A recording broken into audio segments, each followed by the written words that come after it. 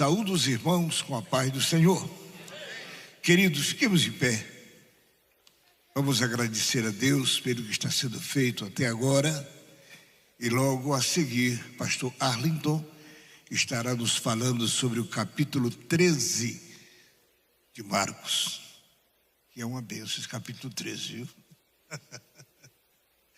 Vou pedir para que o pai do pregador venha orar por ele. Vem cá.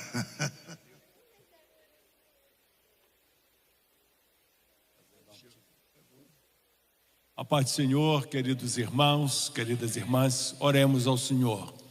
Querido e eterno Pai Celestial, em nome de Jesus, Teu Filho amado, nos posicionamos aos Teus pés esta noite, agradecidos pela oportunidade de estar na Tua casa e aqui sermos edificados com os louvores, ó Senhor, com a leitura da Tua palavra e agora, com a pregação dela, o seu ensino, que nós possamos nesta noite entendermos melhor o capítulo 13 do Evangelho de Marcos, que retrata, ó Senhor, o teu ministério aqui na terra e que sejamos edificados nesta palavra. Abençoa o teu servo Arlington, Senhor, dá-lhe graça e unção. É o que te pedimos em nome de Jesus. Amém. Alô, de pé como estamos. Eu saúdo a amada igreja com a graça e a paz do nosso Senhor Jesus Cristo, amém? Glória a Deus. Eu quero agradecer ao nosso Deus e à vida do nosso pastor José Wellington, por esta rica oportunidade que ora Ele nos concede de ministrarmos a palavra do Senhor, sobretudo o ensino da palavra de Deus que está registrado no capítulo 13 de São Marcos. Podemos nos assentar?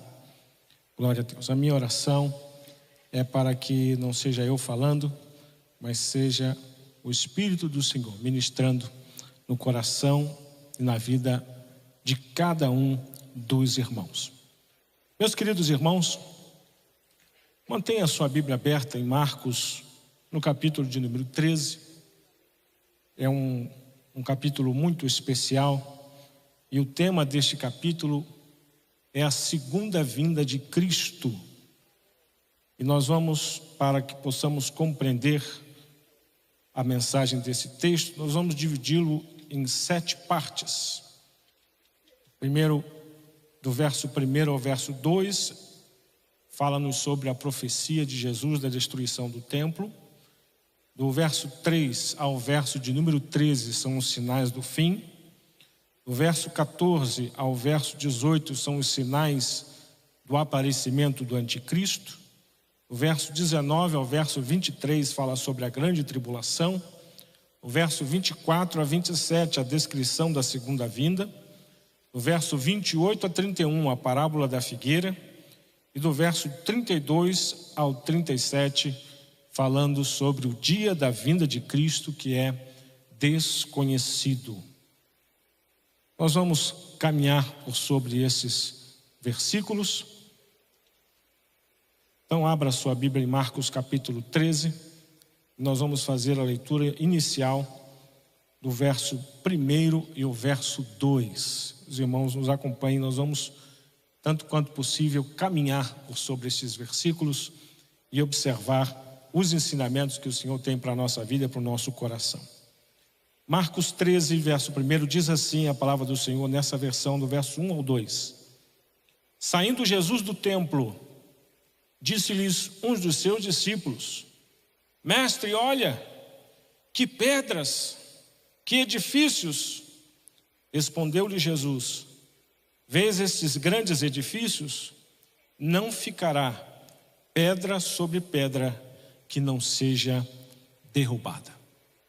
Meus queridos irmãos, o capítulo 13 de Marcos nos fala sobre a segunda vinda de Cristo.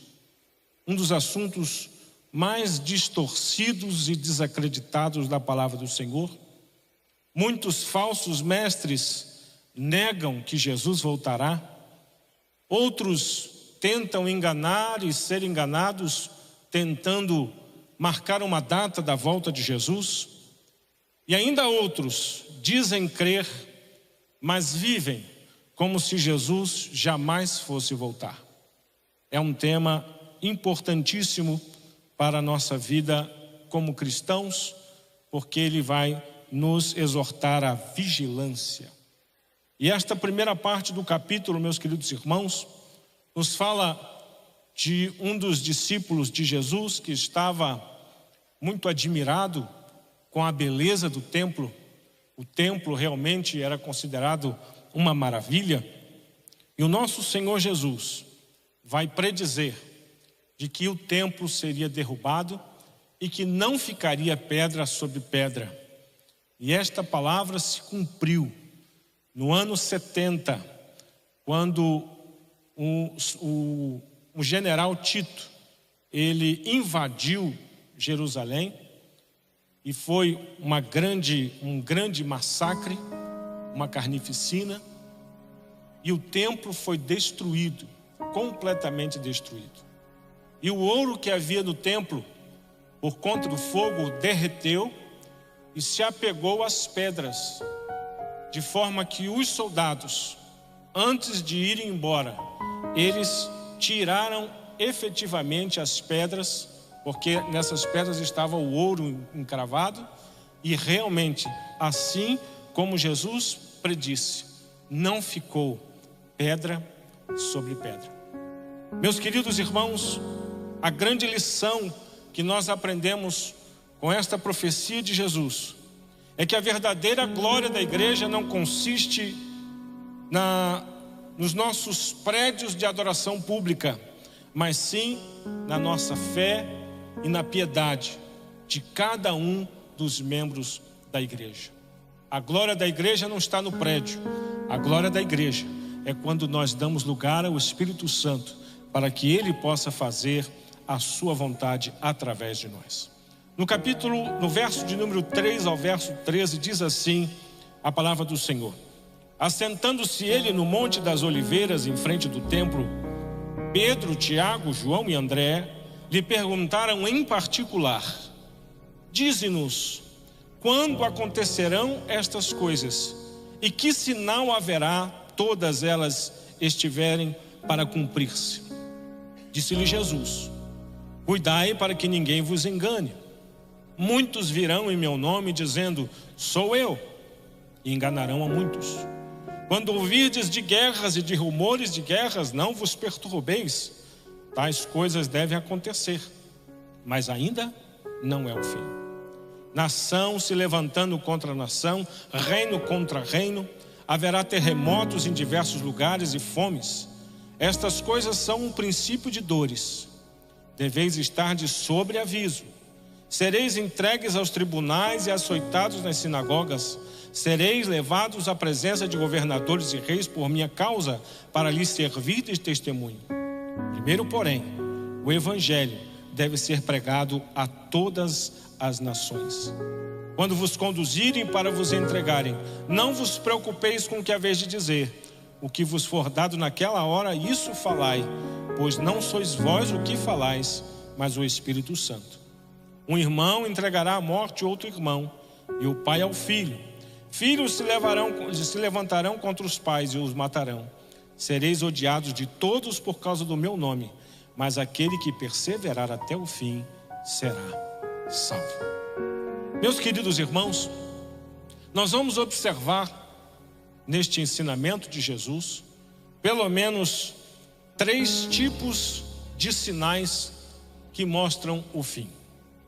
O primeiro sinal é o sinal que mostra a graça de Deus. Se os irmãos observarem no verso de número 10, Jesus vai dizer assim: primeiro, porém, o evangelho deve ser pregado a todas as nações. O primeiro sinal, meus queridos irmãos, da segunda vinda de Cristo é a ordem que o Senhor tem nos dado à igreja de pregar o evangelho. A pregação do evangelho, meus queridos irmãos, é um mandamento claro de Jesus.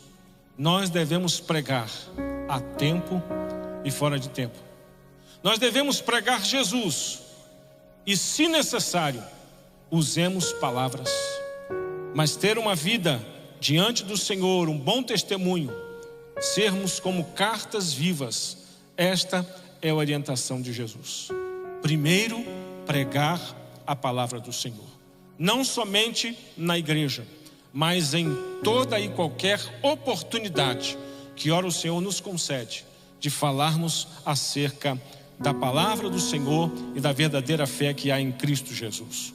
O primeiro sinal é o sinal que mostra a graça de Deus. O segundo grupo de sinais são os sinais que indicam a oposição a Deus. Em primeiro lugar, a perseguição religiosa. Um sinal do fim, meus queridos irmãos, é perseguição religiosa.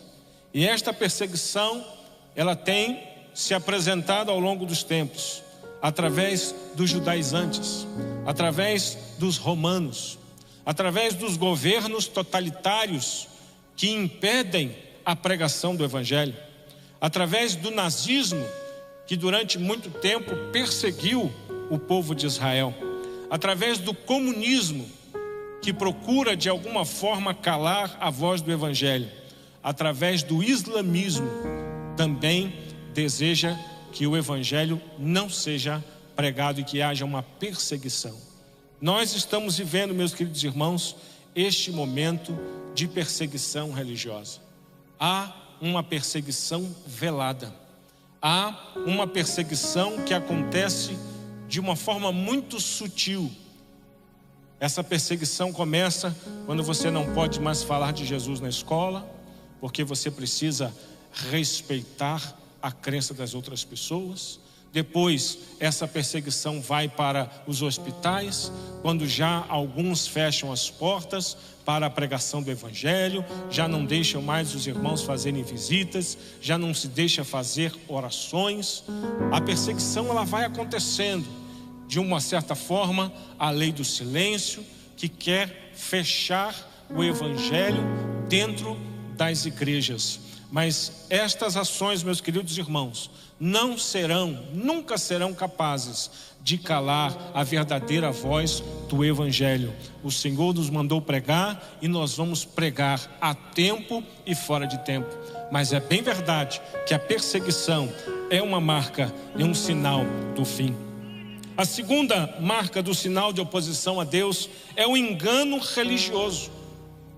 Nós estamos vivendo este tempo, meus queridos irmãos, o tempo que o apóstolo Paulo escreveu em 1 Timóteo 4, dizendo que nos últimos dias sobrevirão tempos difíceis em que os homens apostatarão da fé, negarão a fé e darão ouvidos a doutrinas de demônios, ensinamentos, meus queridos irmãos, que não advêm da palavra de Deus.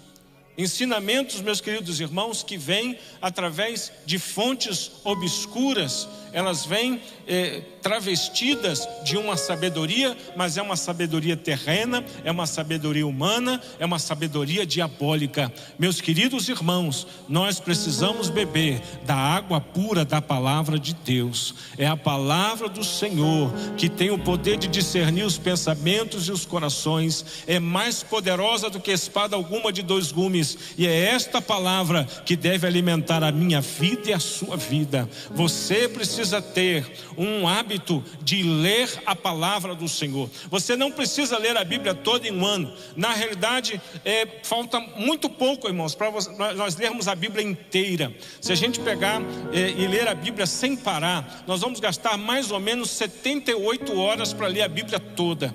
Ou seja, se uma pessoa lê a Bíblia 1 hora por dia, em 78 dias ela lê a Bíblia toda. Se ela lê meia hora de Bíblia por dia, ela vai ler a Bíblia toda em 150 dias. Então, meus queridos irmãos, a causa de muitos não lerem a Bíblia não é porque a Bíblia é um livro difícil ou porque é um livro grande, mas é porque muitas vezes falta disposição, falta interesse e disciplina de sentar e ler a palavra do Senhor. E não basta ler, é necessário entender. E não basta entender, é necessário praticar. E não basta praticar, é necessário pregar a palavra do Senhor.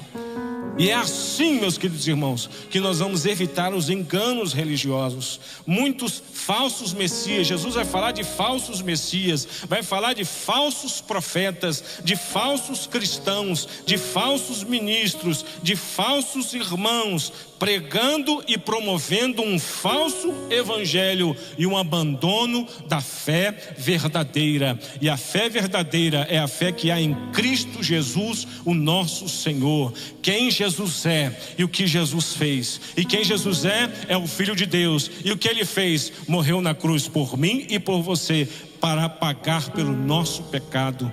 Esta é a verdadeira fé, é a fé que há em Cristo Jesus, o nosso Senhor. Nós estamos vivendo, meus queridos irmãos, esses sinais do fim através de falsas religiões. Falsas religiões que fazem com que o homem venha fazer alguma coisa para alcançar a salvação. E essa, meus queridos irmãos, é a grande diferença. A religião é o que o homem faz para Deus, mas a salvação é o que Deus faz para o homem. Na religião, o sangue, ele corre do homem para Deus, mas na salvação, o sangue corre de Deus para o homem, porque na salvação, o véu se rasga de alto a baixo, começa em Deus e alcança o homem. E nós temos, meus queridos irmãos, este momento difícil que temos vivido. Muitas seitas têm surgido que trazem algum tipo de massagem no ego das pessoas, mas não são pregações verdadeiras. Nós temos o perigo do liberalismo. E o liberalismo é aquele que diz que a palavra de Deus não é efetivamente a palavra de Deus. E o que está escrito na Bíblia não é bem assim. Não, esse negócio de Arca de Noé não foi bem assim. Essa história de Jó também não foi bem assim. O liberalismo teológico, meus queridos irmãos, é um perigo muito grande. Esta palavra é verdadeira e fiel, inerrante. É a palavra do Senhor que deve guiar a minha vida e a sua vida. Nós estamos vivendo um tempo, meus queridos irmãos, de misticismo, muito misticismo, coisas místicas. Inclusive, em alguns lugares, este misticismo tem achado lugar no coração de pessoas incautas e até trazendo para o meio do culto um misticismo, trazendo amuletos e coisas que querem de alguma forma ajudar na fé. Na nossa fé não precisa de ajuda, meus irmãos. Nós temos fé em Cristo Jesus, o nosso Senhor. E se nós orarmos, o Senhor Jesus tem poder para curar, tem poder para batizar com o Espírito Santo. Se nós orarmos, o nosso Senhor Jesus fala através da sua palavra, através dos seus ministros, dos seus profetas. O Senhor fala até no silêncio.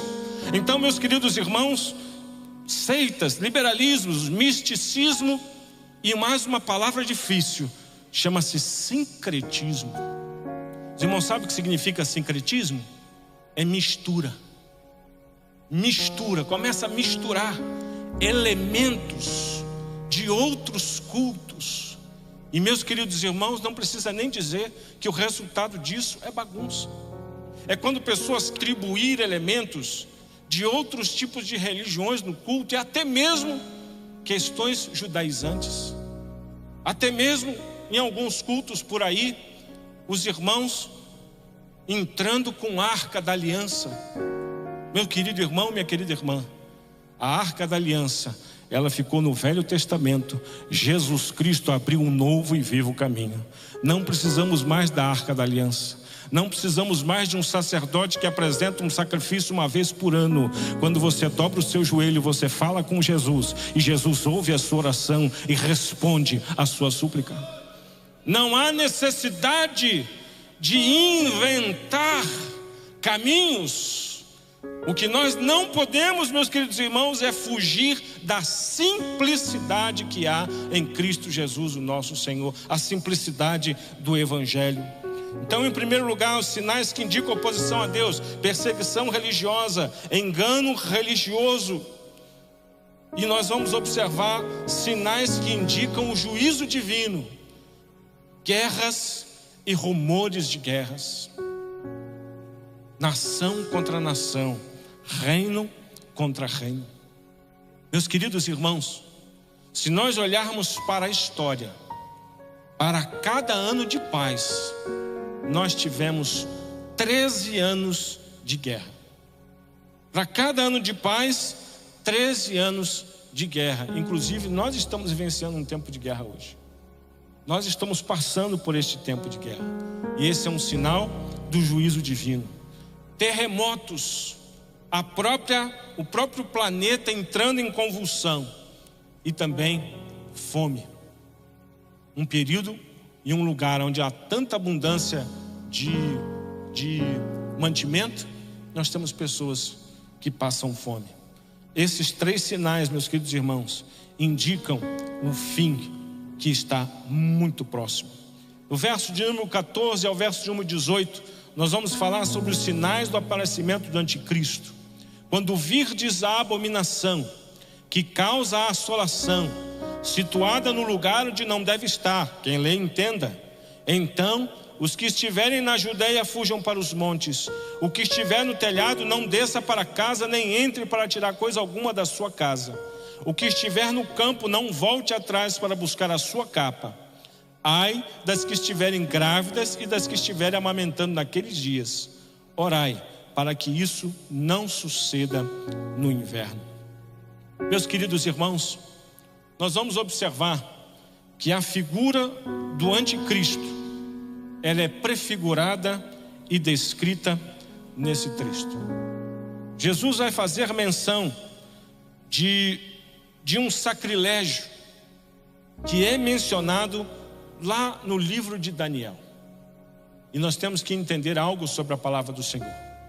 A palavra de Deus, meus queridos irmãos, ela possui uma natureza de passado, de presente e de futuro. Esta mesma palavra que nós lemos, ela se cumpriu, está se cumprindo e vai se cumprir. Esse texto de Daniel, a profecia de Daniel sobre o sacrilégio que aconteceu no templo, teve um cumprimento no ano 168 a.C., quando Antíoco Epifânio, ele adentrou no templo do Senhor e ele fez um sacrifício de um porco. Ele sacrificou um porco no altar para Zeus e transformou a casa do Senhor num prostíbulo. Este sacrilégio, meus queridos irmãos, acabou se transformando na Guerra dos Macabeus. E foi a primeira vez que esta palavra ela se tornou uma realidade. Depois, este texto aconteceu de novo no ano 70, quando o templo foi destruído, quando Tito destruiu o templo do Senhor. E esta profecia há de se cumprir quando o anticristo adentrar no templo para ser adorado como Deus. Este momento, meus queridos irmãos, é o momento do qual se trata esse texto. Nos fala sobre essa figura do anticristo, daquele que virá para enganar os escolhidos. E nós cremos que nós não estaremos aqui e a igreja já teria sido arrebatada e estaria nos céus, nos ares com o Senhor.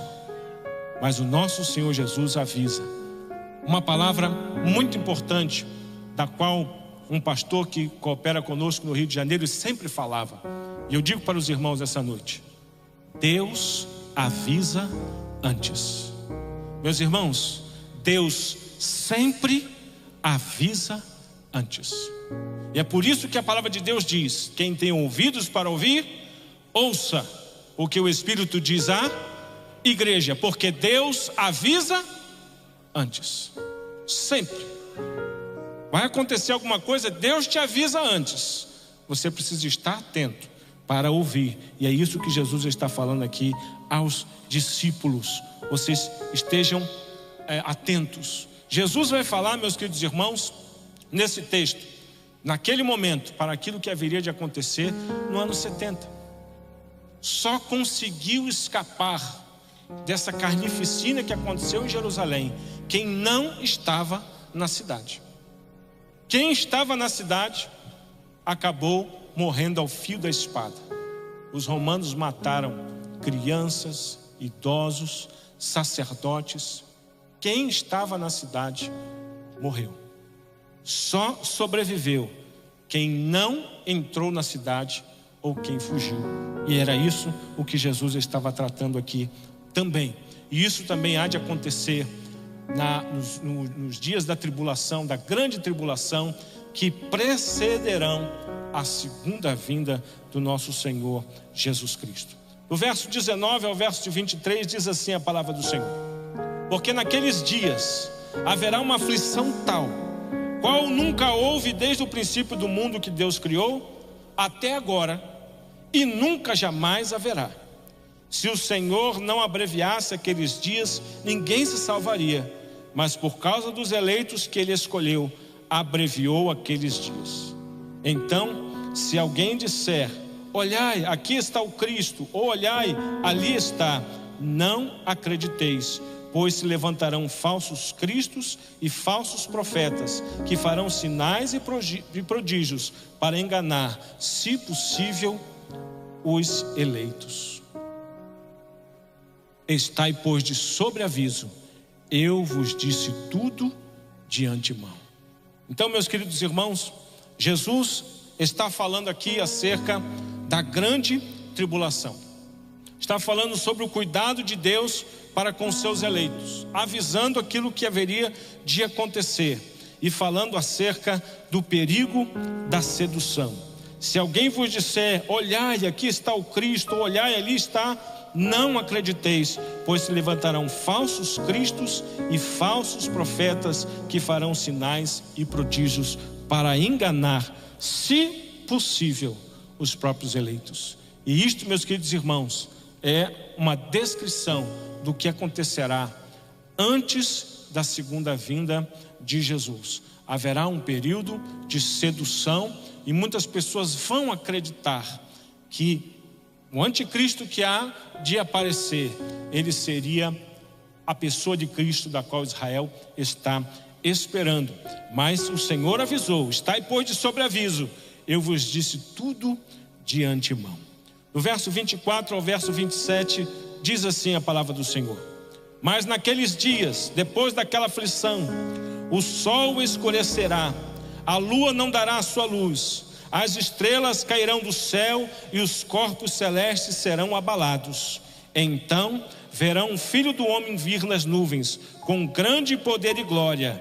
Ele enviará os seus anjos e ajuntará os seus escolhidos dos quatro ventos, da extremidade da terra até a extremidade do céu. Meus queridos irmãos, o próprio Senhor Jesus está dizendo que a sua vinda será precedida por convulsões cósmicas. O texto está nos falando, meus queridos irmãos, sobre o sol escurecer, a lua não dar a sua luz, estrelas cairão e corpos celestes serão abalados. Uma situação que com certeza trará muito desespero àqueles que viverem esses dias. Mas o próprio Senhor Jesus está dizendo que a sua vinda, sua segunda vinda, ela será visível. Todos os olhos verão, todos, pois, verão o Filho do Homem vir nas nuvens com grande poder e glória, e será glorioso, meus queridos irmãos. Haverá a manifestação da presença do Senhor, será glorioso a segunda vinda do nosso Senhor Jesus. Do verso 28 ao verso 31 diz assim a palavra do Senhor: agora aprendei a parábola da figueira. Quando já os seus ramos se renovam e brotam as folhas, sabei que está próximo o verão. Assim também vós, quando virdes suceder estas coisas, sabei que ele está perto, às portas. Na verdade vos digo que não passará esta geração sem que todas estas coisas aconteçam. Passará o céu e a terra, mas as minhas palavras não hão de passar. Meus queridos irmãos, o Senhor Jesus conclama a olhar para a figueira, porque os sinais da figueira são sinais inconfundíveis do tempo. E nós sabemos e reconhecemos que a figueira de Deus é Israel. E em 1948 a figueira floresceu. E Israel, meus queridos irmãos, é o relógio de Deus. Israel é a nação que possui a bênção de Deus sobre eles. É a nação que consegue plantar no deserto. É uma das nações que mais tem prêmio Nobel. Os principais cientistas são de Israel. O principal exército, o exército mais bem treinado, é o exército de Israel. E todos os jornais do mundo trazem pelo menos uma notícia sobre Israel todos os dias. Olha para observar isso. Todos os jornais do mundo trazem pelo menos uma notícia de Israel. Você já viu o tamanho de Israel no mapa? Israel, meus queridos irmãos, é um país bem pequeno no centro, mas é o país que tem a bênção do Senhor. E a palavra de Deus diz: orai pela paz em Jerusalém. Oremos, irmãos, por Israel, porque Israel é o relógio de Deus. Todas as profecias que foram mencionadas, que foram proferidas a Israel, hão de se cumprir, porque a palavra de Deus, ela vai e nunca volta vazia. Meus queridos irmãos, olhemos para este tempo, está de sobreaviso, porque a figueira do Senhor já está mostrando as suas folhas. A segunda vinda de Cristo está muito próximo. No verso 32 ao verso 37 diz assim a palavra do Senhor: a respeito, porém, daquele dia e hora, ninguém sabe, nem os anjos que estão no céu, nem o Filho, senão o Pai. Estai de sobreaviso, vigiai e orai, não sabeis quando será o tempo. É como se um homem que, partindo para longe, deixasse a sua casa, desse autoridade aos seus servos, a cada um a sua obra, e mandasse ao porteiro que vigiasse. Portanto, vigiai, porque não sabeis quando virá o Senhor da casa, se à tarde, se à meia-noite, se ao cantar do galo, se pela manhã. Se ele vier inesperadamente, não vos encontre dormindo. O que vos digo, digo a todos: vigiai. Meus queridos irmãos, em primeiro lugar, o dia da vinda do Senhor será imprevisível. Se os irmãos tiverem a oportunidade de encontrar alguém que de alguma forma diz conhecer a volta de Jesus, através de mapas escatológicos, através de contas, através de elaborações, meus queridos irmãos, fujam, corram, porque a palavra de Deus diz que ninguém sabe o dia e nem a hora. Ninguém sabe, irmãos. E a palavra de Deus é muito clara: nós devemos vigiar e orar. Vigilância amadurecida com oração, sabendo que o Senhor pode voltar a qualquer momento. Será imprevisível. Em segundo lugar, a vinda do Senhor será inesperada. Inesperada. E Jesus nos conta a história, esta parábola, que nos fala de um homem que partiu para longe e deu autoridade aos servos, para que cada um fizesse a sua obra e mandasse o porteiro que vigiasse. Cada um precisa fazer aquilo a qual foi incumbido. Nós, meus queridos irmãos, recebemos da parte do Senhor este mandamento de fazer aquilo que o Senhor nos deu autoridade para fazer. E nós precisamos trabalhar. Nosso descanso não é aqui, o nosso descanso é na eternidade. Aqui não é lugar de tirar férias, aqui é lugar para trabalhar a tempo e fora de tempo, porque haverá um momento em que nós estaremos diante do Senhor. Mas até lá o nosso trabalho continua. Ele nos deu autoridade para fazer o trabalho, Ele nos deu a orientação para fazer aquilo que Ele nos pediu para fazer, e nos pediu que viéssemos a vigiar. Meus queridos irmãos, nós estamos vivendo a geração mais distraída de todos os tempos. Muita distração, Muita gente perdendo tempo com aquilo que não tem valor. Muitas pessoas perdendo dias e dias na frente de uma tela de celular, na frente de um computador, olhando figuras que dão risada, figuras que querem trazer alegria, mas na realidade não tem a verdadeira alegria, que é a presença do Espírito Santo. Nós estamos vivendo um tempo, meus queridos irmãos, tão importante, porque naquele grande dia, as redes sociais, elas serão a prova de que falta de oração não foi por falta de tempo. As redes sociais, elas serão a nossa acusação. Quanto tempo que a nossa geração perde com coisas que não têm valor. Mas o que a palavra de Deus diz: vigiai, porque não sabeis quando virá o Senhor da casa, que Ele não nos encontre dormindo, mas que Ele nos encontre alertas e trabalhando para a honra e glória do Senhor Jesus. É necessário vigilância, é necessário viver em santa expectativa, aguardando este momento.